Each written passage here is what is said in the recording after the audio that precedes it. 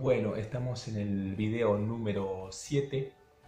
Trataremos en esta ocasión con la base del documento, la película de Pino Solanas, director de esta película y senador de la República Argentina, Pueblos Fumigados. Será la base de nuestro trabajo y de los videos que haremos, que seguramente serán más de uno porque la temática es bastante extensa e intensa.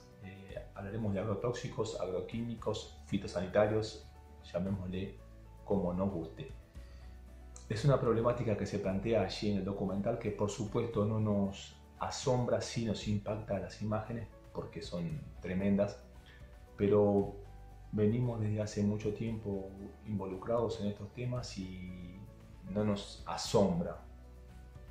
De alguna manera no nos asombra más de lo que debería. Es una temática que trataremos de mezclando con los segmentos de la película, porque la película tiene 96 minutos, hiper recomendable para entender un poco qué estamos consumiendo, qué estamos comiendo. Hiper recomendable este libro de la periodista argentina Soledad Berruti, Mal comidos, cómo la industria argentina nos está matando, base también de mucha información que aparece en este film. Trataremos de mezclar esa película con la realidad nuestra, qué ha pasado en Uruguay con la liberación y la experiencia que tenemos en estos cultivos intensivos, y haremos un desarrollo y un desglose en lo poco tiempo que trataremos de mechar con la película para contar cómo vivimos nosotros esa realidad.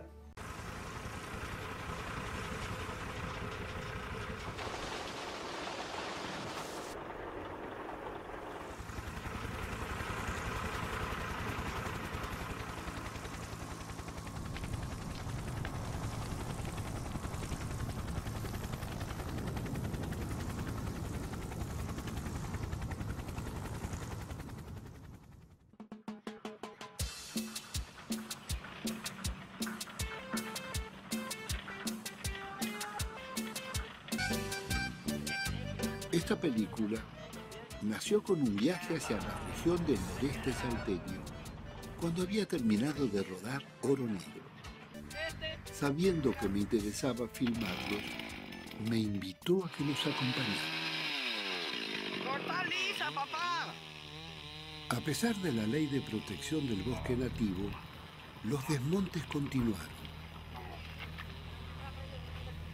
En pocas semanas, se tumbaban miles de hectáreas de montes centenarios para sembrar soja, colza, porotos y otros cereales. Nunca me había sucedido que el rodaje fuera el camino para descubrir lo que a mí me estaba pasando. Dejamos a la mar y su cuadrilla y continuamos hacia el monte impenetrable. Teníamos noticias que alrededor de la comunidad San José seguían desmontando. Los wichí, que habitaban esas tierras desde siempre, estaban cercados como animales de corral. Debían emigrar hacia los pueblos cercanos o quedaban expuestos al bombardeo de las fumigaciones. De 270, 300 familias, en total, entre grandes y los chicos. Son wichís. Son todos wichí. Veo que han comenzado un desmonte terrible. Sí, en todo el desmonte está avanzando nuestro territorio, que nos está achicando, que era nuestro territorio. ¿Cuántas hectáreas se están desmontando? Bueno, en realidad 40.000 o 30.000 hectáreas aproximadamente, que era nuestra ocupación. Y bueno, nosotros ya no podemos decir nada porque está hecho por causa de desmontes. ¿Hace cuánto que están aquí? Más de 200 años que ya viven acá. Sí. Más o menos de 10 años o 20 años que estamos gestionando, y los abuelos también. ¿A quién le pedían? Pedimos al gobierno el título. ¿Han tenido chicos enfermos con esto? Contame. Mira, tenemos un chico enfermos también con tóxico, y hace poco se ha muerto uno chico que está desnutrido también por caso de sufrimiento, de calor y hambre. Y Adolfo Boy es director del INTA. Estamos en el desierto verde de la soja, es lo que más abunda en la Argentina. Millones de hectáreas de soja ocupando las tierras más fértiles. Bueno, estas son las chauchas de la soja. Y por estos malditos porotos, la Argentina se ha empeñado, ha despoblado el territorio, ha destruido sus ecosistemas, ha menguado la biodiversidad y bueno, no hay vida aquí, no hay insectos, no hay fauna, no hay mariposas, no hay pájaros tampoco, los pájaros desaparecieron. Los pájaros viven en la ciudad. Son 100. Entonces Monsanto tenía un herbicida estrella que se llama glifosato y se le estaba por vencer la patente. Entonces, ¿qué hicieron? Se le ocurrió a algún ejecutivo, a algún científico de Monsanto, crear una semilla de soja que fuera capaz de resistir al glifosato. Y encontraron que la petunia, una planta común a todos nosotros, tiene una natural resistencia al glifosato. En el ADN de la petunia ubicaron los genes de resistencia, los sacaron y se los colocaron a la soja. Monsanto no patenta la soja, igual que el que distribuye droga en los colegios tampoco la cobra al principio. Entonces, en ese momento para Monsanto el negocio era el glifosato. Ahora el Ministerio de Economía lo descubre, pero 10 años después lo descubre. ¿Qué pensaban de Monsanto en aquel entonces? ¿Por qué permitieron que se comercializara una semilla que no tenía patente? Ser agricultor y guardar su semilla es algo como la vida, el alma del agricultor. ¿Argentina tenía entonces sus propios maíces? Absolutamente, como tenía sus propios trigos. Las universidades antes, la Facultad de Agronomía, todas hacían sus semillas, producían semillas. El INTA prácticamente regalaba semillas. El INTA difundía semillas que producía, mejoraba permanentemente, sus técnicos producían variedades. Por supuesto no se hablaba de patente. ¿Por qué? Porque la estábamos regalando. Tratábamos de hacer fomento, es decir, el Estado estaba realmente al servicio del productor y de la familia. Una de las hojas que vimos hoy, ni el maíz que vimos hoy, tendría sentido si esos genes, aunque estén patentados, no tuvieran una planta que durante años estuvo seleccionando técnicos del INTA pagados por el pueblo argentino. Y eso no se dice.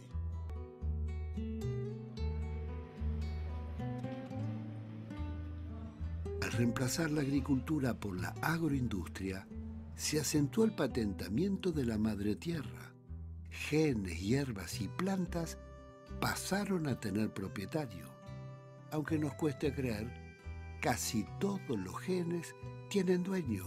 Las modificaciones genéticas patentadas les aseguraron el cobro de las regalías.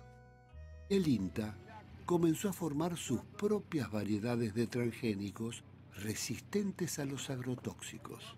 Sí, es el cultivar Guasuncho 2, en donde estamos haciendo mutaciones para obtener tolerancia a herbicidas, 2,4-D y imidazolinonas, haciéndolo más práctico y más económico. Otra de las usinas que promovió en el país la revolución transgénica y la soja RR resistente al glifosato fue la Facultad de Agronomía. Yo lo vi iniciarse, por supuesto no teníamos conciencia de lo que estaba pasando. Teníamos una conciencia parcial. ¿Cuál era el modelo? El modelo era un modelo de la agricultura química y era difícil para nosotros entender qué era lo que se estaba proponiendo. Era un modelo de escala, eran las tecnologías de punta incorporadas al campo, era la mirada empresarial, o sea, se reunía a los viejos chacareros y se les decía que eso no iba más, que había que ser empresario y actuar de otra manera. En una oportunidad yo me encontré con un chacarero que me dijo, mire, Rulli, yo entiendo lo que usted me propone, pero lo que usted me propone es lo que hacíamos antes. Nosotros trabajamos sin químicos, hacíamos abono verde, trabajábamos con animales, con caballos, siempre trabajamos así. El INTA nos convenció de que había que trabajar de otra manera, con maquinaria pesada, con venenos, con semillas híbridas. Dice, ahora Resulta que el INTA nos viene a decir que tenemos que morigerar el uso de tóxicos porque tenemos problemas en los mercados. Y se sabe qué, se van a la puta que lo parió. Nosotros vamos a poner cada vez más veneno y más veneno.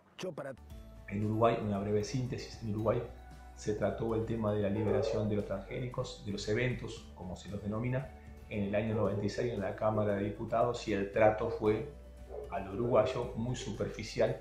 Se llegó a la conclusión de que en aquel momento el territorio ocupado por la soja era insignificante, era algo menos de 30.000 hectáreas, creo. Desde hace 10 años o más venimos, mucho más, venimos por arriba de la 1.000.000 de hectáreas constantemente.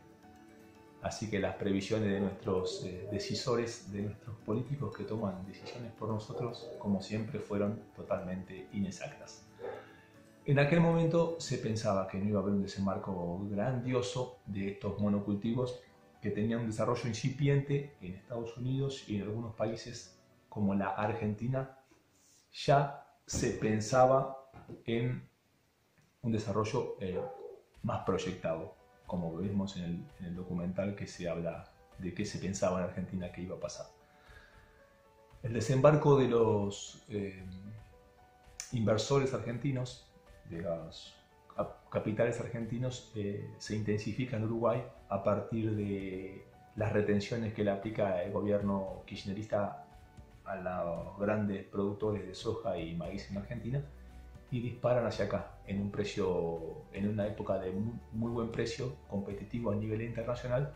Se trasladan acá, alquilan y arriendan campos, compran también algunos campos a muy bajo precio, sabiendo que la productividad de nuestros campos es mucho menor que la de la Pampa Argentina y otros territorios muy ricos argentinos, pero como esquivaban las retenciones y salían por Nueva Palmira, por Zona Franca, también, o sea, es un boleto venir al Uruguay, ¿no? Como siempre.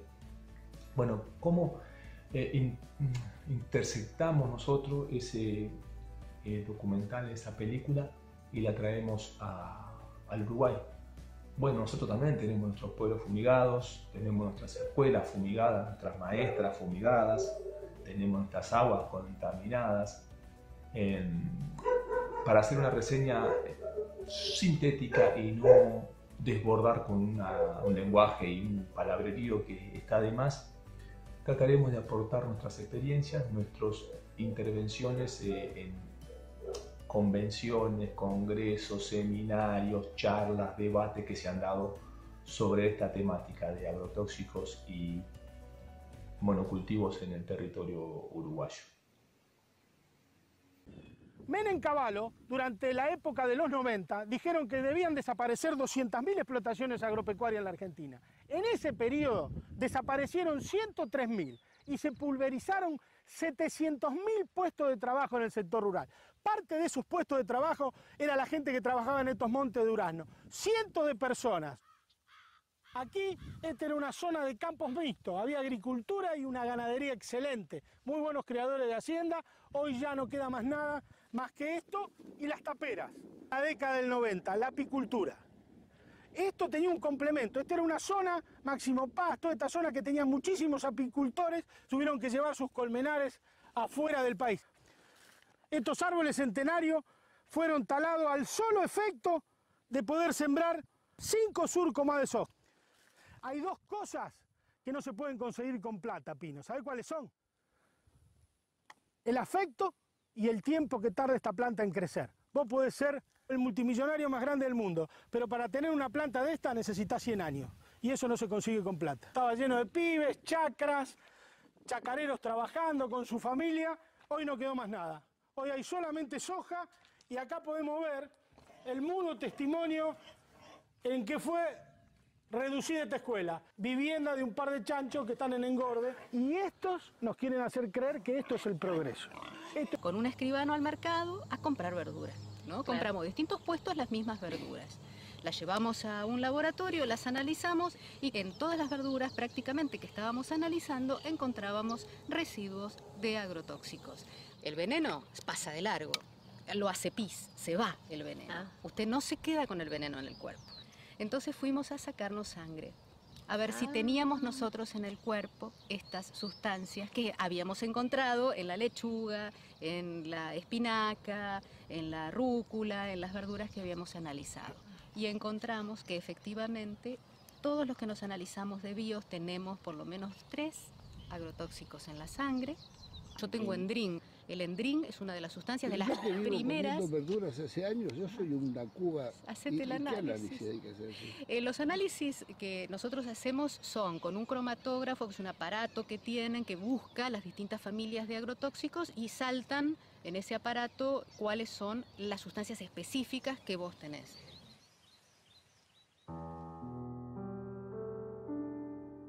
La invitación de Silvana para que me hiciera la prueba de sangre me dejó pensando. ¿Será como dice? Varios periodistas se la hicieron y todos tenían plaguicidas en sangre. ¿Qué hacemos, César?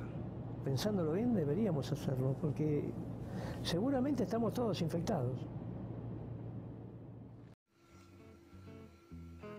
Para que se entienda un poco cómo se maneja políticamente la liberación de estos eventos y cómo se trata a nivel ministerial y a nivel Estado, ¿no? Se presenta a través de las empresas que son representantes de estas multinacionales el interés por liberar estos eventos al mercado.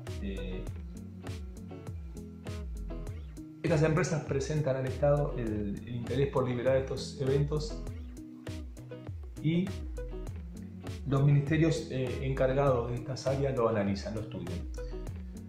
Muchas veces son el Ministerio de Economía, Agricultura, Turismo, Medio Ambiente y Salud. Allí se debate, se estudia, se intercambia información. Por supuesto, Salud y Ambiente desarrollan documentación, información, preparan gente porque no tienen gente preparada, no tenían gente preparada para este tipo de desembarco.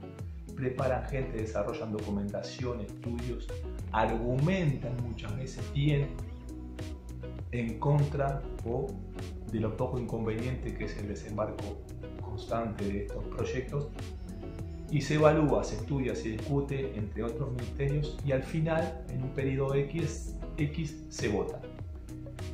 Cuando se vota casi siempre pierden, quedan en minoría Ambiente y Salud y se libera el evento. ¿Qué pasa entonces?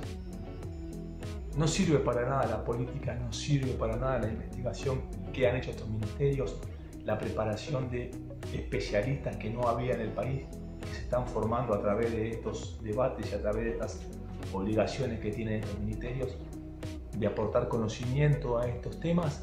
No, por supuesto que sirve.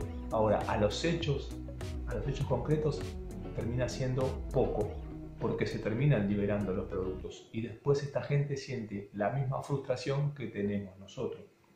No es un aire o una limosna hacia lo que hace el gobierno, porque el gobierno es mucho más que esos 5 ministerios, es una política prácticamente de Estado, la que se desarrolla a través de estos emprendimientos que va de la mano con la llegada de grandes pasteras, o sea, lamentablemente no hemos perdido esa primarización que se viene discutiendo de largo. El Uruguay la sigue conservando intacta, ¿no? Dependemos de algunos productos del agro y poco más. Y cada tanto se rediscute. Viene al bar o al club, jugará un partido a las cartas y volverse a la casa. Marcela, ¿por qué se fueron del campo? No vive nadie en el campo. Quedaron todas taperas. Son todos campos que están alquilados. No tendríamos ningún vecino. Para decir, bueno, me cruzo o no sé, necesito un vaso de agua y me cruzo que tengo un vecino. No tengo a nadie. Mi hija más chica tiene 11 años. A la escuela a la mañana, a la tarde, inglés, gimnasia, teatro, hockey. Yo puedo ir a hacer gimnasia, puedo... Pero me es más fácil a mí desvincularme y hacer esas cosas que si estoy en el campo, que siempre algo te está demandando. En épocas todos queremos estar un poco más sanos y cuando pensamos en comida sana, pensamos en verduras. Y vamos a la verdulería y elegimos aquellas que son más hermosas, más frescas, más coloridas. ¿Resulta que eso va a ser sano? Pues probablemente no. Si no vienen de una huerta agroecológica, es muy probable que usted esté comiendo las vitaminas, los minerales y todo lo positivo que tienen las verduras, acompañado por un cóctel de sustancias que van a terminar quedándose en su organismo. Vos agarrás una hoja y la querés lavar para comértela que no tenga nada, y le das, la tenés en remojo, pero el veneno entró por acá. Cuando la planta estaba en la tierra, el veneno se le pusieron alrededor. Entonces el veneno sube por la savia y se desparrama por todas las hojas. Lo mismo en la lechuga. Esta es en particular, la lechuga, tanto esta como las otras, muy atacable por los bichitos en pleno verano. Entonces le dan a cañonazos, le dan como para que tenga mucho veneno para evitar. Cuando recién brota le tiran uno, cuando está creciendo le tiran otro y cuando la van a cosechar le tiran también. Una gota de lavandina en el agua, como uno dice, con esto ya lo voy a resolver. Y el químico no se va, el químico entró por acá y está en la hoja de la lechuga. Algunos pueden salirse con un buen lavado, pero los que entraron a través del tallo, no. Que no me conocen, soy César Lerena, soy doctor en ciencias veterinarias, especializado en alimentos, más particularmente en la seguridad alimentaria, tanto en el ámbito de la producción de los alimentos como la industria y el comercio.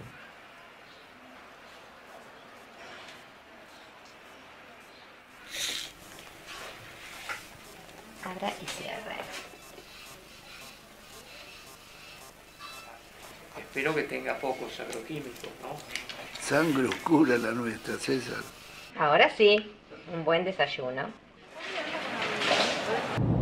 Nadie sabe, ni nunca nadie se ha puesto a trabajar en qué nos pasa en el organismo cuando estamos comiendo 50 dosis máximas permitidas, porque están analizadas como si el cuerpo de la persona fuera sano, natural, no enfermo y bien robusto, con sus defensas bien altas, y comiese solamente una de esas dosis máximas permitidas, que además no sabemos si en el organismo se sinergizan. Esto significa que una con otra se mezclan y la respuesta es más que la suma de 1 más 1.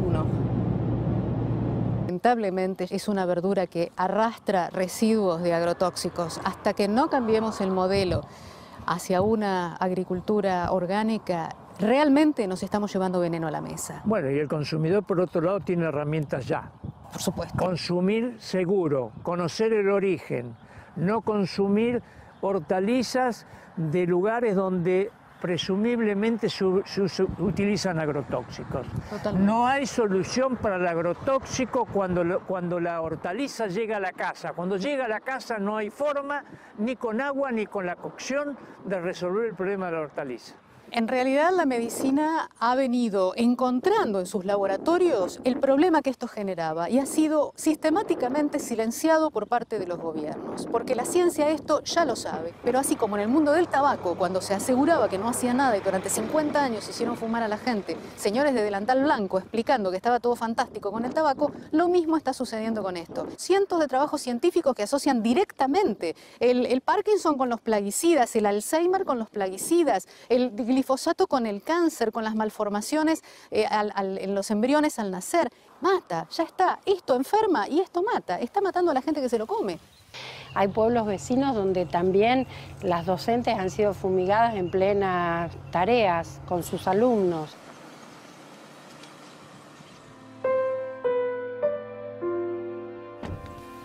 Bueno, esta es la Escuela 11, mi amada Escuela 11.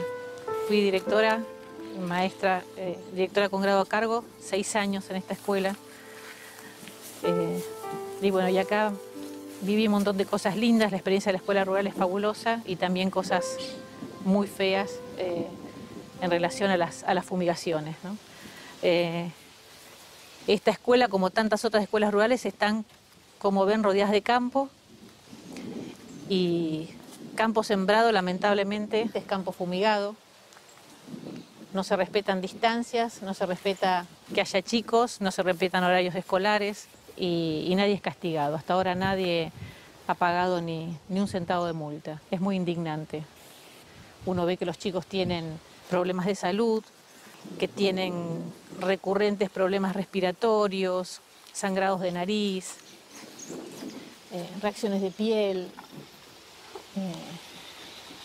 Y bueno, la verdad es que da muchísima impotencia, mucha bronca. Es una red de silencio, de complicidades, cuesta que se comprometan las autoridades, incluso las otras docentes que denuncien también las situaciones similares que hay en sus escuelas. Yo tuve que denunciar como directora 4 fumigaciones en pleno horario escolar. Fue una fumigación pegada al alambrado con 2,4-D. En otras ocasiones, la última, por ejemplo, salimos al recreo, estábamos acá en las hamacas y el mosquito estaba enfrente fumigando. Entonces yo traté de parar al fumigador, crucé el campo cuando paró a cargar agua para hablar con él. Y bueno, la inhalación del producto que estaba en el aire me produjo un adormecimiento de la cara durante 15 días. Tuve una parestesia hemifacial y tos durante 2 meses, ¿no? Bueno, los chicos viven todos en campos, en puestos, donde también se fumiga. ¿Por qué parte de tu cuerpo va circulando ese veneno, no? ¿Y por qué está ahí?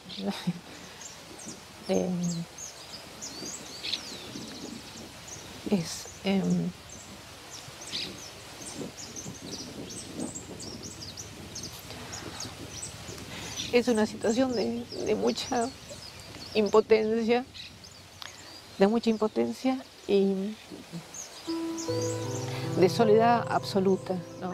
Esta idea del país que tenemos, el montevideano vive totalmente de espaldas y en una burbuja hermosa donde no le importa casi nada y todo lo que pasa en el campo le parece que es nuestro planeta. También así nos va. Bueno, esta es una parte importante, cómo se empezaron a liberar los transgénicos a través de nuestros representantes, cómo se toman las decisiones de liberar los eventos nuevos que aparecen, la documentación de la investigación que llega a manos de estos profesionales nuestros, se las dan las empresas que producen estos eventos. O sea, es muy gracioso porque, o sea, ellos dan fe de que la empresa es una empresa tipo Papá Noel o tiene un espíritu caritativo que le va a dar una información que conspire contra los intereses de la empresa. Otra cosa que podemos agregar es que como en Argentina se han generado grupos de profesionales que hacen resistencia y que están bien formados, nosotros también tenemos los nuestros. En Uruguay hay muchos grupos, pero vamos a mencionar a uno que tenemos un vínculo afectivo aparte, que es el Núcleo TA, donde hay muchos profesionales, biólogos, bioquímicos, abogados, ambientalistas. Hay un grupo de gente muy interesante relacionada a la alimentación, a la agroecología. Está liderado allí un poco por el doctor Claudio Martínez de Bar, y ellos están haciendo también la resistencia desde el punto de vista científico y de lo catedrático.